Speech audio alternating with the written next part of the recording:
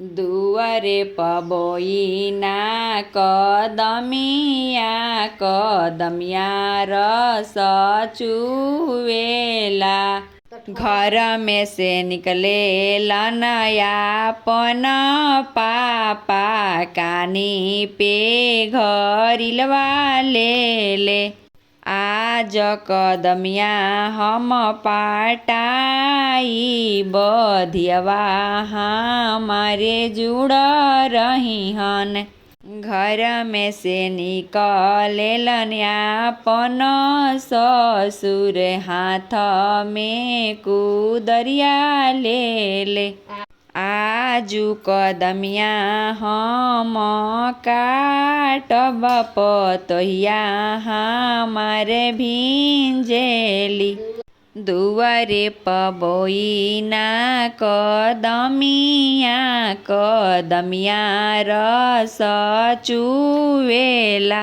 घर में से निकले लन कवन चाचा कानी पर घरिलवा ले।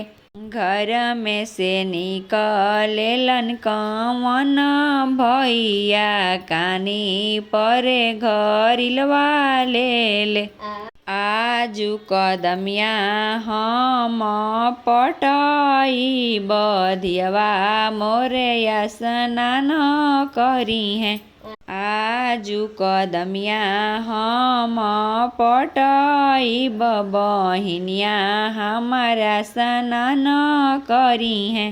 घर में से निकलेलन कवन भसुर कानी पर कुदरिया ले। आजू कदमिया हम काटब भवैया हमारे भिंजेली। घर में से निकले लनयापन देवर कानी पर कुदरिया ले।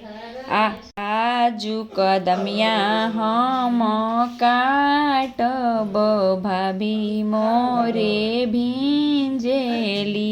घर में से निकले लन कवन दुल्हा कान्ही पर कुदरिया ले। आजू कदमिया हम काटब सुहवा हमारे भिंजेली। आजू कदमिया हम काटब त सुहवा हमारे भिंजेली।